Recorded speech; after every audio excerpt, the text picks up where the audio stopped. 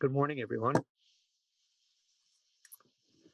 Um, so it's the 14th day of November. It's a beautiful, crisp, clear autumn day in the Bay Area. Can you hear me okay?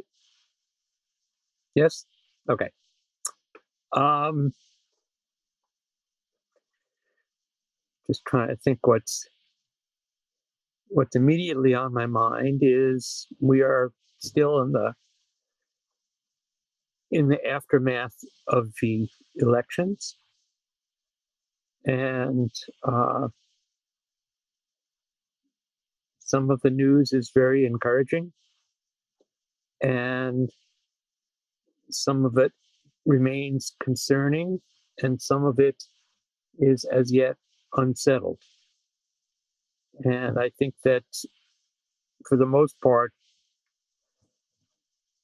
I just want to stay with that and watch how my feelings unfold. Uh, for for this period post election, and for a variety of other reasons, I feel that all of my emotions are very close to the surface. Um, it's very easy to arrive at tears. It's very easy to fall into anxiety. And so I rely on our practice to sustain me through just literally day by day. I should say also that I'm really concerned about uh, the pandemic. I've been hearing from a number of different, uh, relatively reliable sources that this upsurge in COVID-19 may, in fact, not even peak until February. And that means more months of this kind of isolation. And in fact, it means even a more careful uh, attention uh, to social distancing, to contact. And it's hard. It's hard to sustain. None of us have uh, ever experienced this in our life, and it grieves me. And I'm also it grieves me for all of the people who are out of work, uh, for the burden that's being carried by our health and safety workers. Uh, Hearing from quite a number, an increasing number of Buddhist centers that are having to close their doors because they can't afford rent. And this concerns me not just for the Dharma, but really for our whole world. So that's very much on my mind.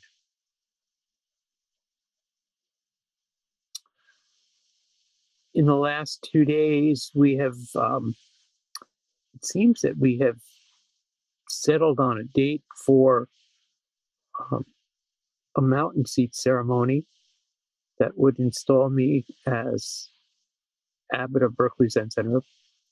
And that will be, it's set now for December 28th. And I think the announcements are going to go out.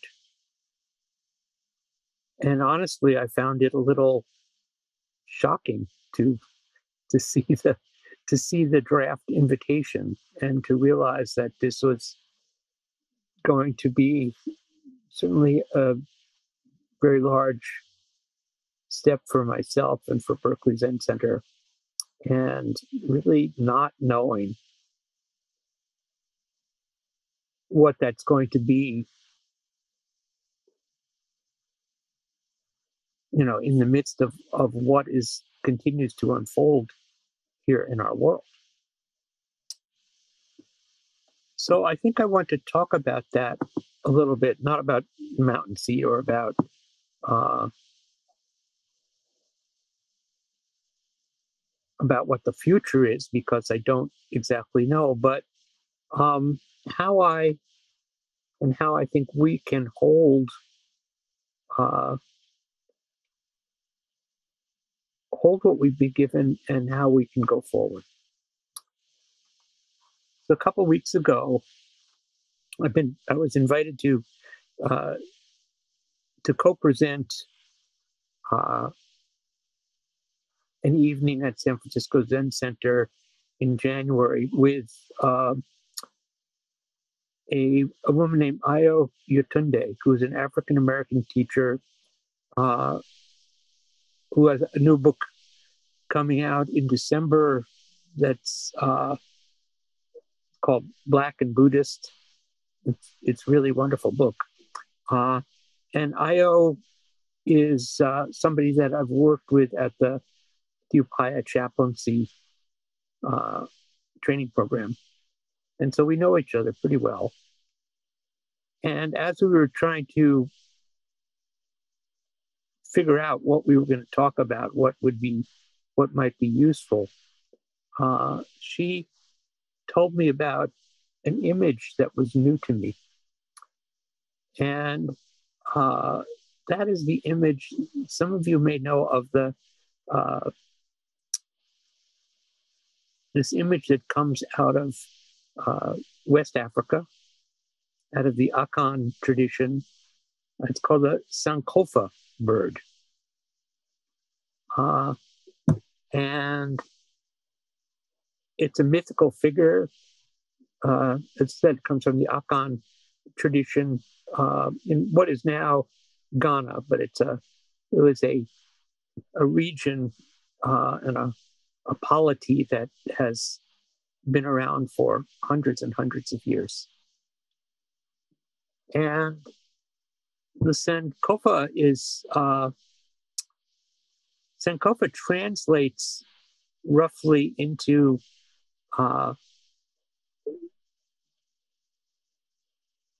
two sentences. It is not taboo to go back and fetch what you forgot. And so the image of the Sankofa bird, sometimes it's quite stylized, and sometimes it's pretty literal. I'm gonna show you a couple. Let's see here.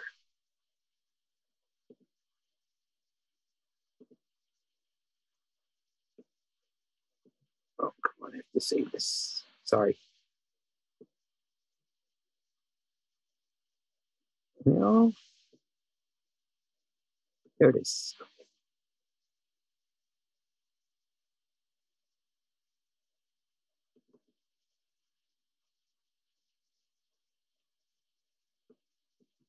So here's one version of a highly stylized version, and I'm going to share the screen.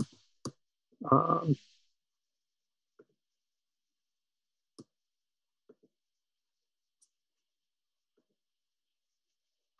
can you see that?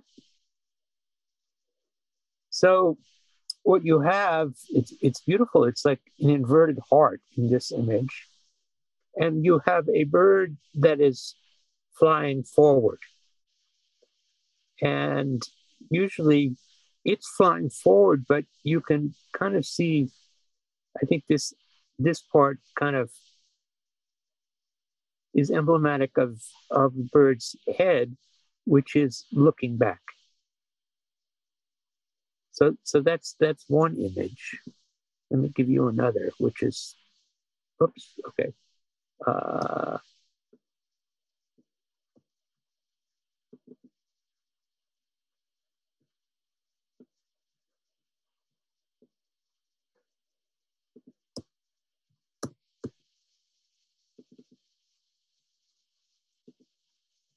Here we go.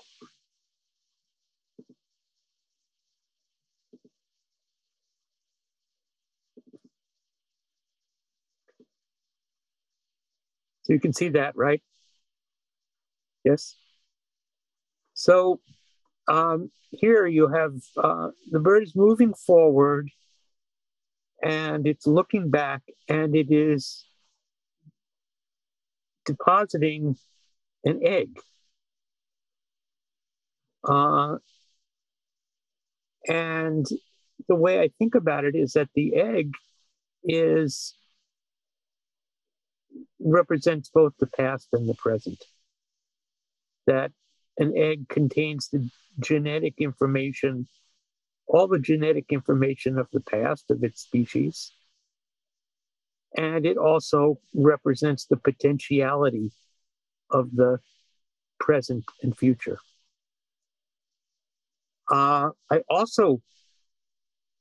thing I like about this particular version of the image is that it's really resonant with the Enso, with the Zen circle. It's circular, and like many versions of the Zen circle, there's a gap between the two ends. There's a space there. And that space in the Enso also represents potentiality.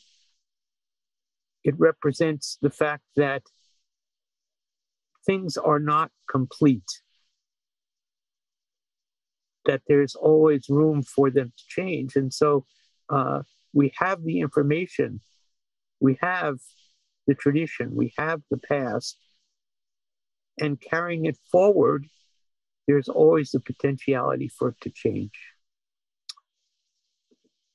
So talking with Io about this, she said in some of the images of the Senauke, the bird is depicted as having one eye turned towards the future and one eye turned towards the past. And that seems to me to be very much what we are sitting with in our tradition, and we're sitting with today in our world. We have this wonderful tradition, this Soto Zen tradition and the larger Buddhist tradition that we inherited from our teacher, Sojin Roshi, from his teacher, Suzuki Roshi, and then from this whole array of ancestors, women and men, going back theoretically to Shakyamuni Buddha. So that's our tradition, that's our past. And I honor it, and I love it, and I feel about our Zen tradition as I feel about, I've spoken of this before, as I feel about the musical traditions that I have learned over the last almost 60 years. They are deep and beautiful and expressive and sustaining. At the same time, we need to be aware that all is not positive in the realm of tradition. That tradition can be, while it's inclusive of the immediate community that observes it, it can be exclusive of those who don't. Tradition can be conservative, it's often conservative. It can be oppressive. And, I don't think it's inaccurate to say that, the oppression of women is traditional. Or to say that white supremacy in this country is traditional.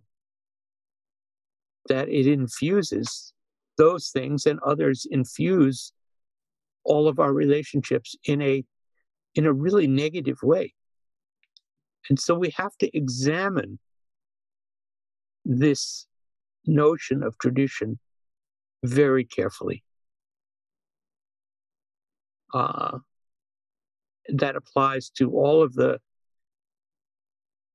elements and institutions of our life, but it also applies to our practice itself. That it needs to be. We have this idea sometimes that the practice was somehow uh, carved on tablets that were discovered by Dogen and presented to us, and that we have to preserve them. I think it's important to remember that uh, even with all the writing that we have from Dogen Zenji, we don't really have a very good idea of what it was like to practice in medieval Japan. And when we purport to say that we're doing Dogen's practice, I would suggest that's an idealization, or that's something that we need to really look at carefully and see, are we doing that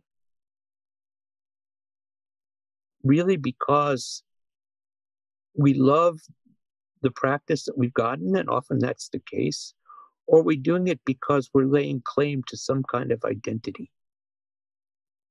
And that's a really important question.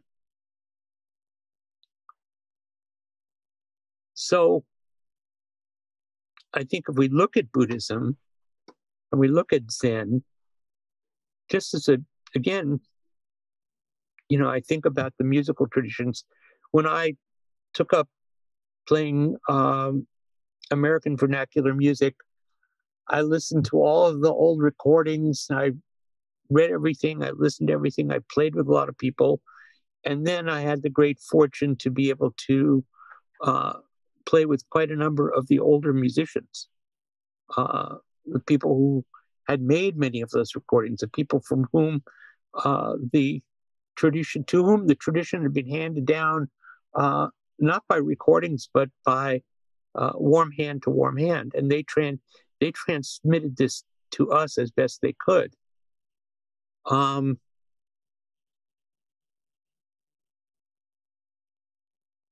What I found that was interesting is that we have these recordings, we have these writings, we have these things that lock what we call the tradition in time. But for those people, these musicians and these practitioners, they were experimentalists. They were listening to everything. They were trying things. So it's very interesting. Often in the history of field recording, these adventurous people often from the north or from outside the culture would go down, and they would find these old musicians, and they would get them to play the old songs, which is fantastic. But left on their own, these old musicians were playing everything that was on the jukebox. They liked everything. They weren't making these distinctions about what was traditional and what was old tradition. It was just all music. And they played it, they absorbed it, and it was others coming in and trying to name and pin down the tradition that gave the image of this so-called old-time music that we have. And I think to some extent, we experience that in Zen. If we look at Suzuki Roshi,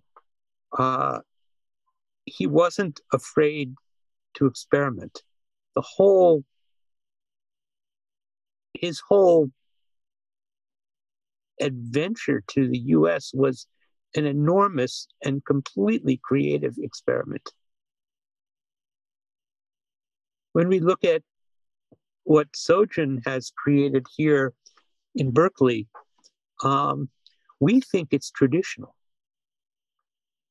And what I can see is it adheres to many of the so-called traditional forms, but in a lot of very, very subtle ways, Sojin Roshi has adapted those forms literally to fit the space of our Zendo and the shape of our lives and practice. And so that then becomes our idea of traditional. So I'm asking to be careful about this idea of traditional. And I would suggest, I keep coming back, and I've been talking about this a lot, asking, what is the essence of the past that we can rely on? And I return again and again to case 14 in the Blue Cliff record, which is a dialogue with Master Yunmen. And a monk asked Yunmen, what is the teaching of a Buddha's whole lifetime? Yunmen said, an appropriate response. This is a beautiful, very concise, very pithy response in and of itself. But what does it mean at Berkeley Zen Center now? What does it mean in the time of the pandemic? What does it mean in each of our lives? What is an appropriate response? It's not always so clear. And we may have different, each of us may have really different ideas of what's appropriate. And we may not agree.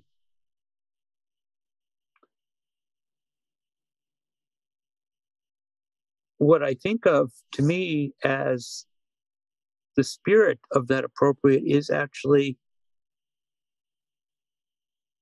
to have this disagreement, to have these feelings, and still recognize the connection that we have with each other. That if it's not about connection, if it's not about turning towards each other, then it's not really about an appropriate practice. How do we love each other even where we disagree? And how do we find a way forward? So how do we, like the Senauke bird, how do we look back and see what are the principles that we want to carry forward into the present and presumably into the future?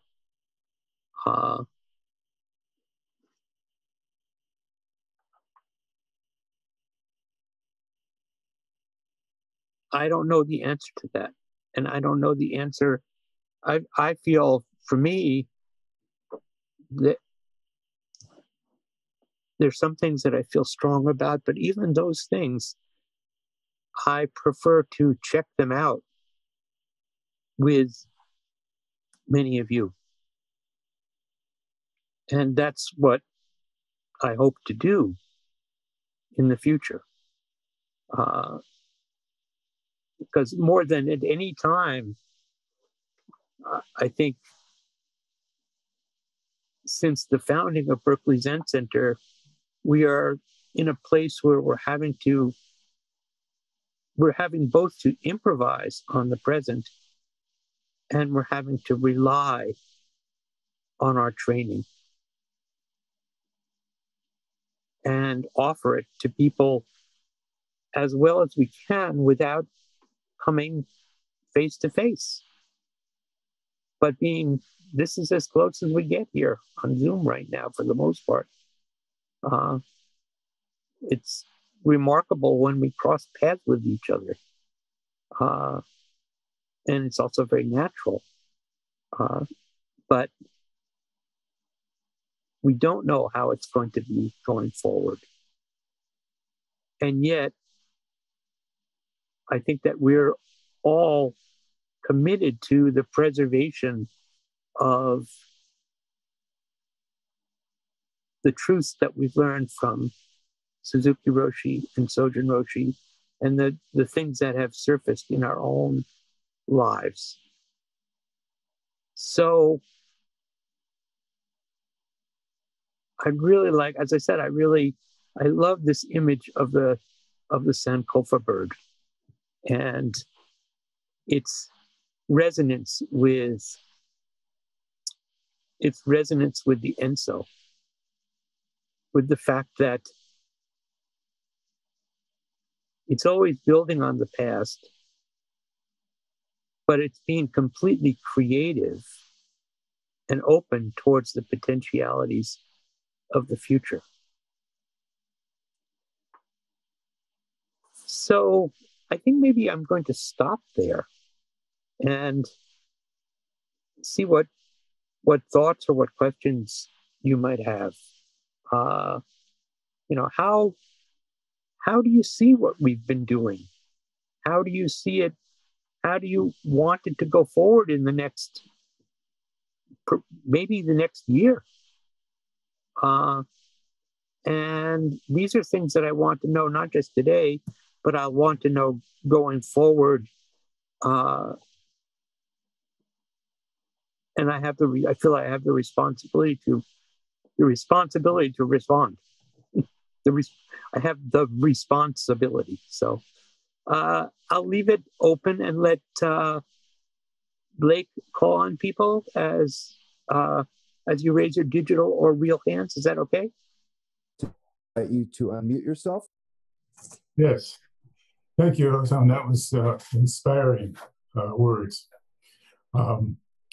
It occurs to me that one of the things that really caught my attention was we need to look back. We need to figure out how to look back. And there's something about the image of the Sankofa bird or the Zen circle where there's a kind of gap between going forward and looking back. And that there's no way to go forward without stepping into the unknown. Right. And so doing that while maintaining connection with each other seems like it's really, really important. And especially in our given circumstances where we don't have the normal pathways for creating connection.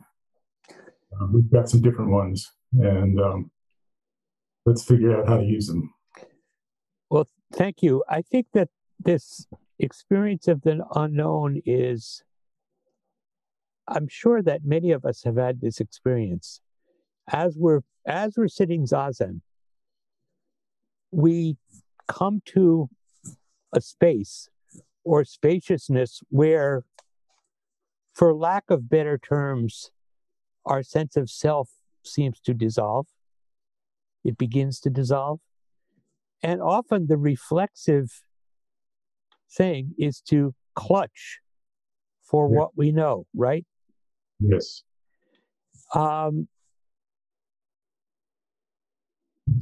Just remember, it was so helpful to me because then it was Katagiri Roshi during the sesshin was describing that experience. And what he said was, just fall back into the arms of Buddha.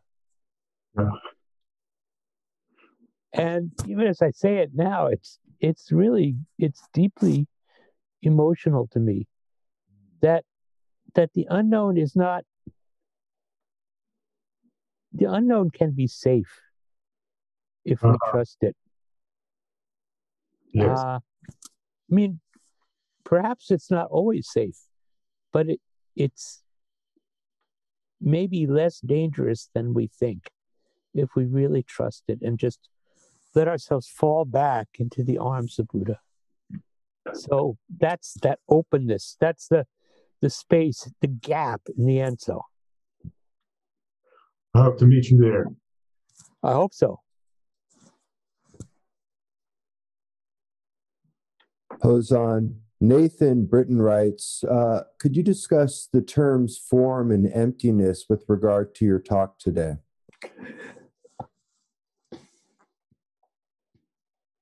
Emptiness is potentiality.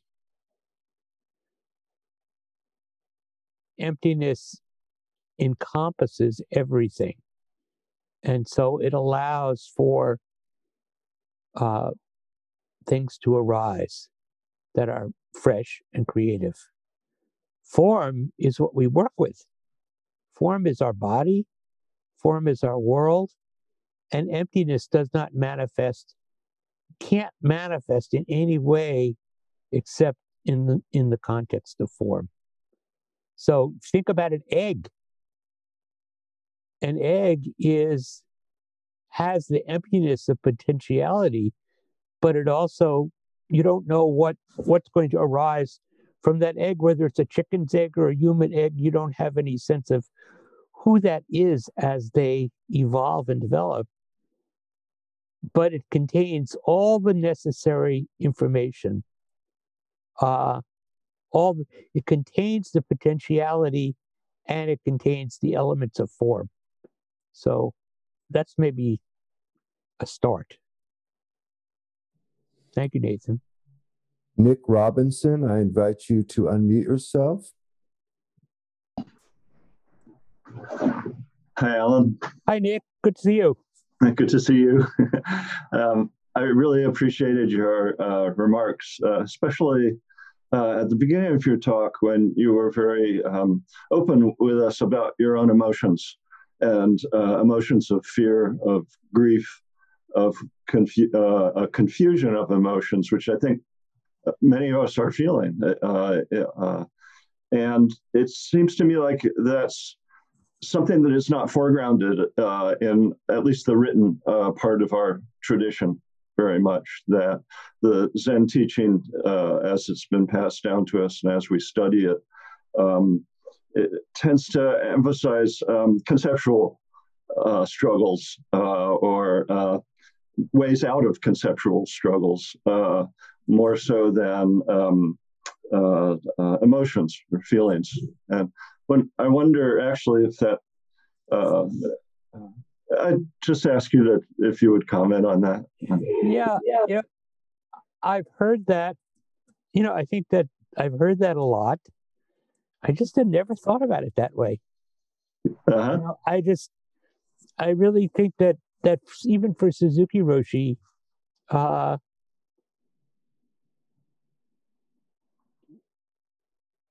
what we've gotten from Suzuki Roshi and Sojin Roshi, and I think from the living Soto tradition. Yeah. I think the living tradition is really somewhat different than the written tradition. Or we gather certain things, and this is what I was saying about traditional music, and about traditional music. Yeah. That it gets categorized and put into a box and conceptualized, whereas the living music and the living Zen is breathing, expanding, contracting. It's of the moment. And all of our living teachers are very clear that everything one experiences is the manifestation of Dharma. And so not to push anything away, but actually to include it. And I think that's the living tradition. Mm. The written tradition, the problem I have with the written tradition is that it does often appear idealistic and conceptual. But that's not how I feel it. Mm. Thank you. So, thank you. Mary Duryea, I invite you to unmute yourself and ask a question. Thank you. Thank you for this rich complexity of tradition. And my question really has kind of two sides to it. One is, what are the practical on-the-ground ways that models that you know about or can suggest for how we live the tradition with one another, how we rely on the Dharma that is, the ground under our feet, and not replicate the inequities and inequalities and so forth of the past. That's one side. And the other side is, what do you need from us as you go through the transition that is unfolding?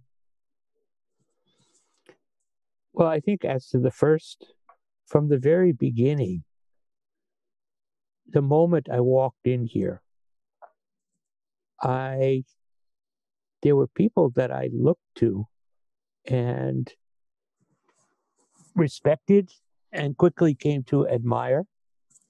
And I just watched them. And one thing that's really a strong memory for me is that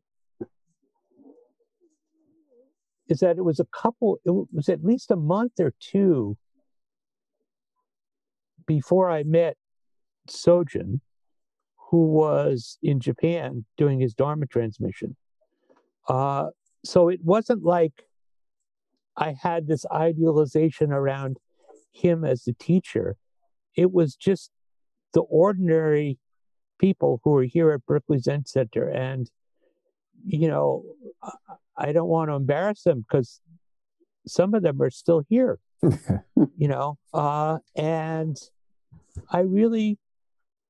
I just felt like there was another way to live.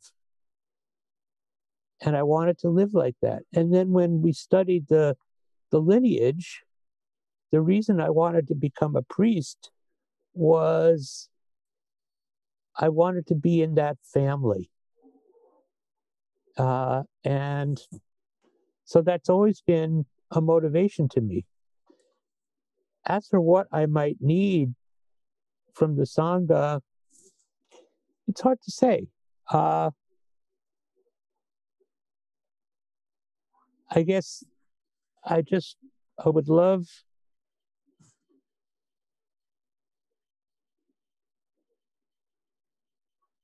the trust that you can always try to talk to me.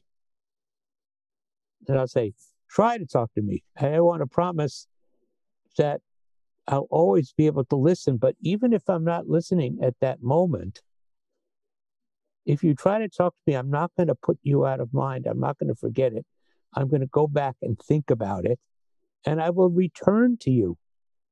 If I don't get it, in that moment, I will get back to you. That's my promise. And so what I need is a kind of mutual openness. And I don't know how to put it, more clearly than that. That seems pretty clear. Thank you. Andrea Henderson, I invite you to unmute yourself and ask a question. Good morning. Morning. Thank you. Your talk was really inspiring. And I'm glad that you brought in the Adinkra symbols, particularly Sankofa. Yeah. And I like the comparison you made with the insto and the opening. But when you showed the image of the bird, I also saw a baby. And I've seen that image a lot, but I've never saw that within it. And I've been listening to quite a few Dharma talks, and a lot of teachers are talking about this is a time of rebirth, that the earth is rebirthing itself and we are moving into a new world and the old world is dying away. And, you talked about trust. And I know for myself, I am really struggling with a lot of grief. I think that this year I've felt more grief than I have ever in my life. And, you know, now is a time where I'm getting invited to a lot of things. And just understanding that this pandemic is something, and this practice is something that I need to follow my intuition and trust it. So I guess my question is, you know, how can I be like this Senauke bird and, you know, remember, you know, and then move forward, but in the midst of grief and these strong emotions that you talked about early on in your talk, I'm feeling a lot of that too. And spending a lot of time, I live with my family, but I spend a lot of time, you know, knowing, you know, discerning when to say yes to something and when to say no. So this weekend I got invited to a retreat in Mount Shasta, but I had to really sit with the fact that no, it's not the best time for me to travel right now, even with all of these measures that they had with social distancing. The honest truth is that I still need to continue to do what I've been doing for the last 8 months, but it's not easy. So. Thank you, Andrea. I think we do have to keep, I'm very wary about going places myself, but you know, I have medical problems but it's a very volatile time. I think the most important thing to me is not to be alone, is to be connected in whatever way we can, to be talking to people, to be Zooming with them, to be taking carefully socially distanced walks, etc. That is, it's important to sustain ourselves and not to be isolated. So each of us is carrying our grief, our particular grief, and we can sustain each other rather than feeling like we're carrying it as a single-handed burden. I think that's really, to me, that's uppermost. I'm so grateful to be living here with Lori, to have good friends in the Sangha, to have good friends in a number of different realms, and to be in constant contact with them, and not to think that I have to be a certain way, but to allow the tears to come when the grief is arising, and that those tears are cleansing. They're not corrosive. But it is a really hard time. It's a really hard time, and for a variety of reasons. And so we need each other. So thank you. I was going to read Sandeep L's question, but since she's raised her hand, I invite Sandeep to unmute herself and ask a question. Hi, Hozan. Hi, Sandeep. I have a question. I would love a specific response. So, are there any actions at BZC that are going toward cultivating a more diverse Sangha and also having teachers of color? Is there any momentum to honor the fact that we're all on stolen Quechan Ohlone land? I want to say yes. And I'm thinking about, there's certain things I'm thinking about after the new year in terms of bringing some people in as speakers and presenters or teachers. And there's been an ongoing and I think we're trying to find our way towards really engaging with questions of diversity. And to me, as I said, this is a whole other, it's not just a talk, it's a whole other endeavor. I think that there are two aspects of this. one aspect is study and investigation. And that means both engagement with people of color in the Sangha around what they think is important. It also means study for the people of European American backgrounds on what unseen bias we carry within ourselves. And the third element, which flows from those two, is developing diversity of leadership and of structures. It's a question of policies. That changes which have happened in this country have basically unfolded from laws and policies. And that's, if we do this wonderful investigation and we maintain the same leadership structures that look as they do now, then what's the point? So that's, in a long-term fashion, that's what I'm seeing. And I think it's something that we need to do together. And you're part of that. Is that specific enough? Yeah, thank you. I think what's also in the grip of my consciousness right now, for the first time, is really the fact that we're on stolen land. And yes. I've been finding my way through that as well. So I started paying a land tax monthly. And so maybe that helps me reconcile or feel a little bit less guilty. But I think that's part of looking back and honoring where the ground we stand on.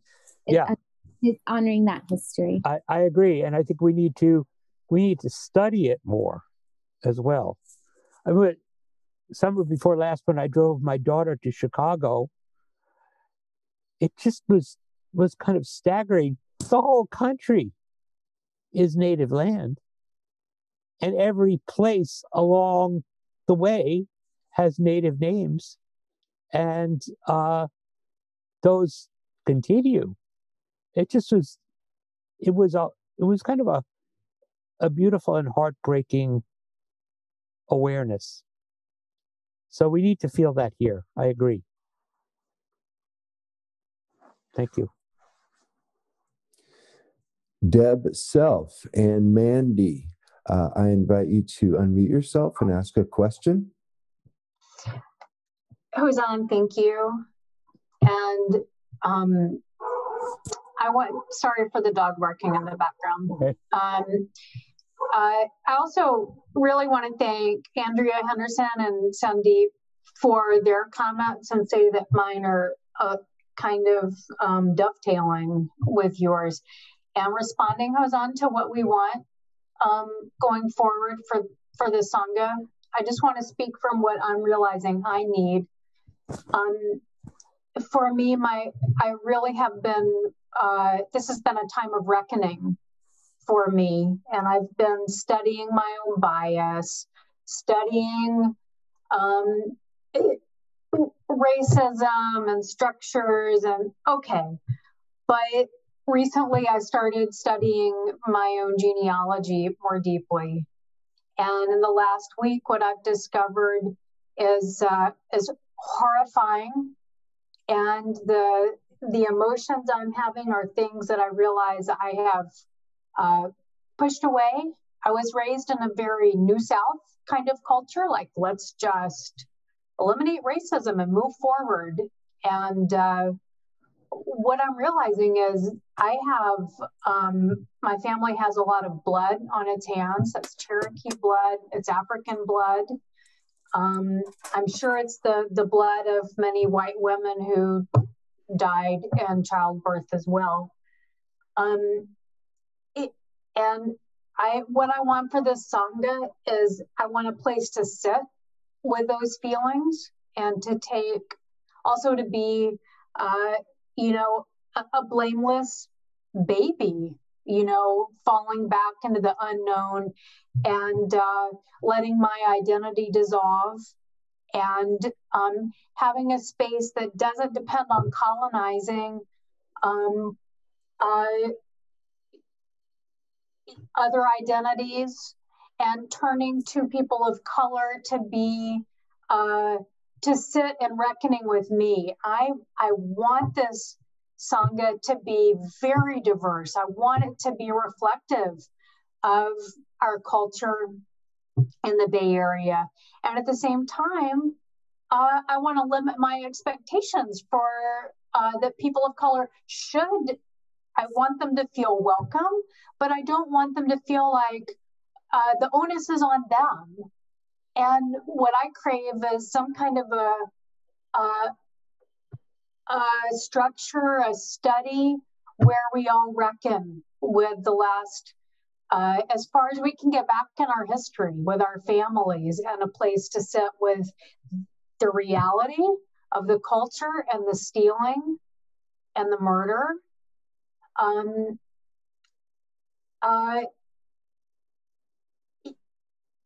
Instead of just being in the present. So I would like to just acknowledge that that's what I'm going through, and that's what I would like the whole Sangha to go through. Not just like, how do I feel right now? What are my biases? But what are our histories collectively? Peace and reconciliation, or reconciliation and reparation process. And I'm going to be turning to you because, like James Baldwin said in his Esquire article, you shouldn't be asking me these questions.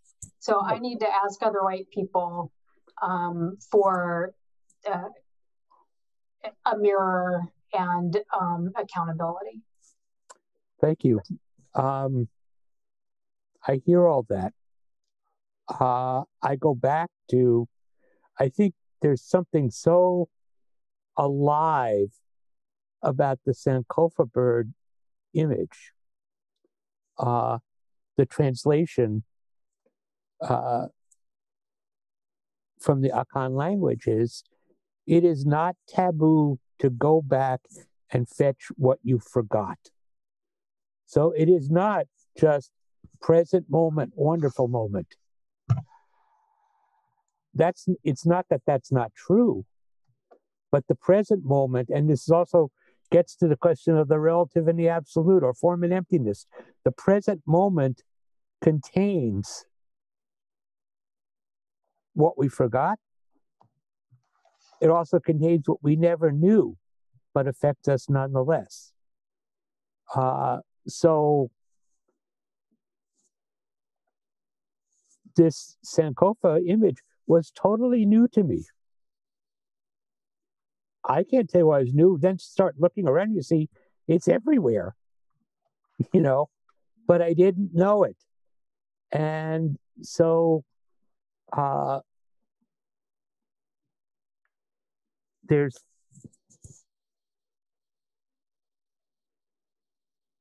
it's not just about us sharing our practice, which is all well and good.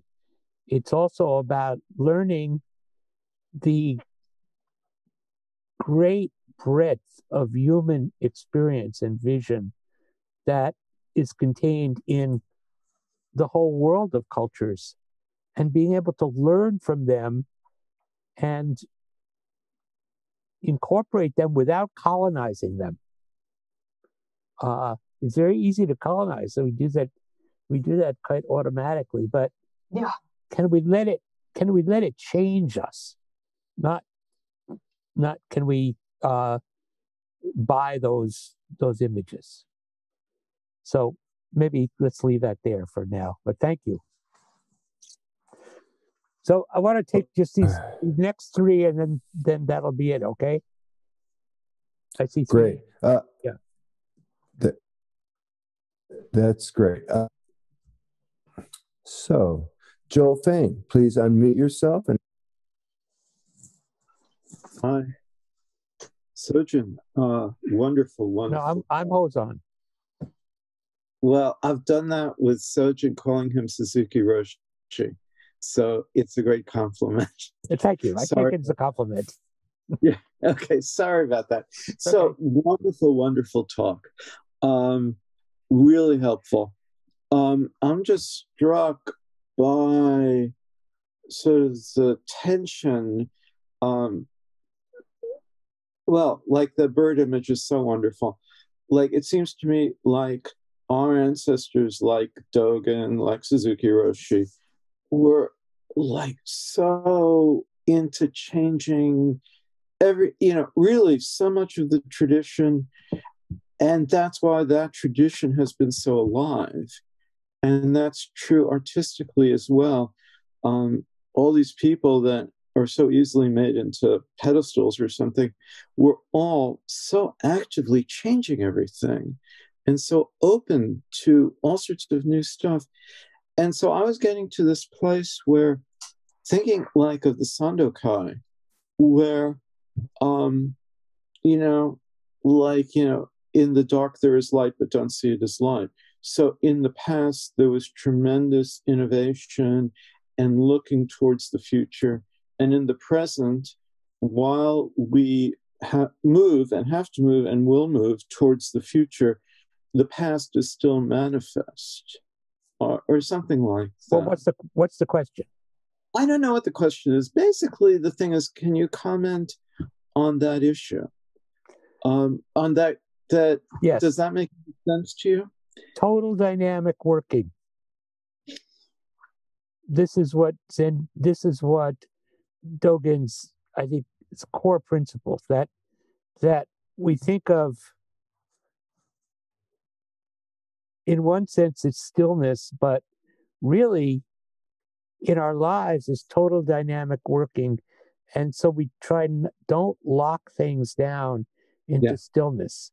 Don't put it into a category that has to be expressed a certain way, but recognizing that everything is turning and working and is creative. The universe is creative, and so if you cling to the creative principle, if you look, not cling to it, but if you look for it in every aspect of your life, then you can stay fresh. And I think, to me, that's the heart of Zen. Yes, that's beautiful. Thank you so much. Thank you.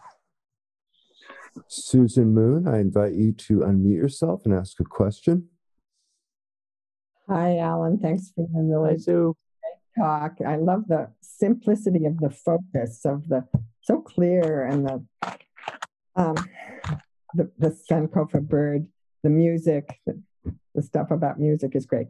So and the conversation about diversity has been fantastic. Thank you all for that, especially Sandeep for calling us to account so well. But I want to quickly go back to a different thing that came up for me so strongly at the beginning of your talk about how long the shutdown may continue and what is our appropriate, how do we connect? And this, just as I was sitting here in the Saturday morning talk on Zoom, this huge grief came up over me all of a sudden, thinking, wait, I should be standing in the courtyard in the sun, bumping into people, seeing somebody over somebody's shoulder I haven't seen for a while, going to get some almonds off the table, looking over the book table, and that we don't have that. And we have a tradition that has so much sense of place too. Yeah. And so I appreciate your acknowledgement of the grief. And also I just want to ask, it's really intense as I think about it. So specifically, that place that I love, that place, which is on stolen land too.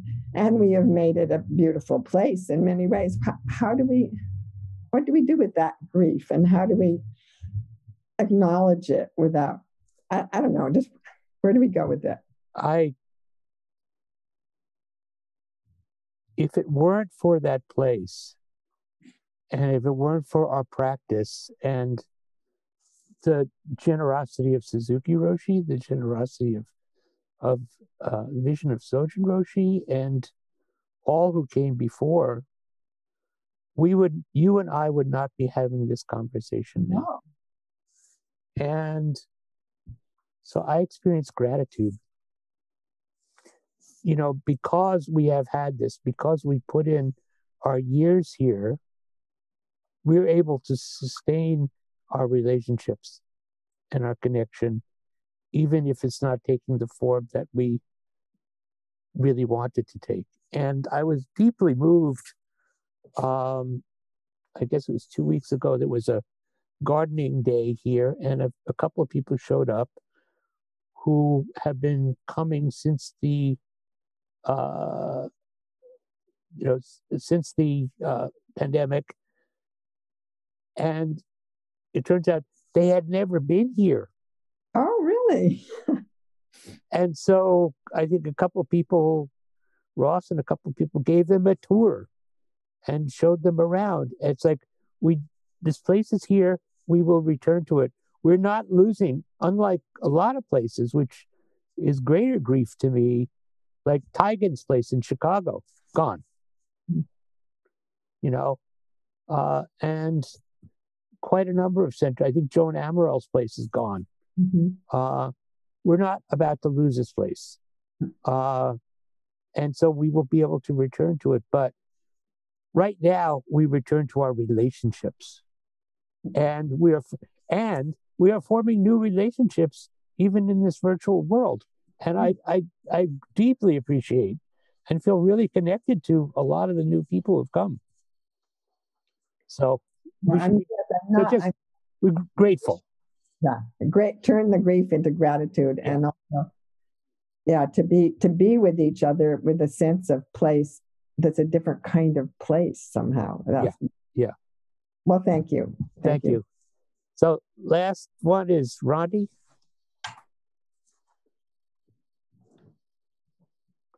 Or Charlie, whichever. Yes, thank you, Hozan. And thank you. I'm thanking you now for Goshanananda's book. And you started your talk talking about anxiety and political uncertainty. And that made me think of the chapter of his book entitled, "Who is the Enemy?" And I won't read it or explain it, but I would just refer you to that chapter. It would be on page 34 of his 45-page book. Okay, I'll look for it again, but yeah. I mean, I do not have a question. I just want to say about Ghosananda. So I spoke about him a couple of weeks ago. He was the highest level monk in Cambodia, left after the Khmer Rouge really murdered almost all the monastics. One thing he did is he led a Dharma walk across Cambodia. He led that for about 10 years.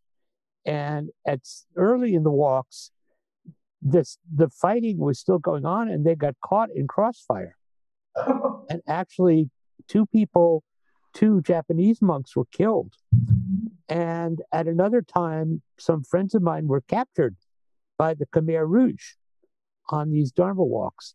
And when they were captured, Ghosananda went to their camp,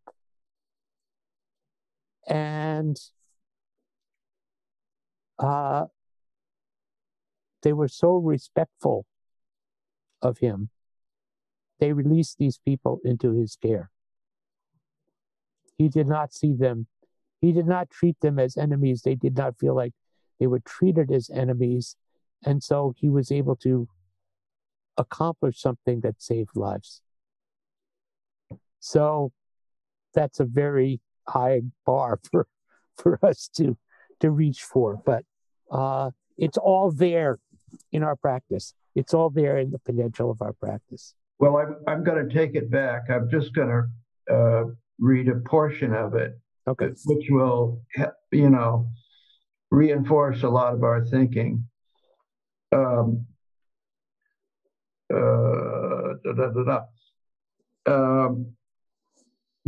the wholesome minded must be included, the unwholesome minded must be included because they are the ones who need loving kindness the most.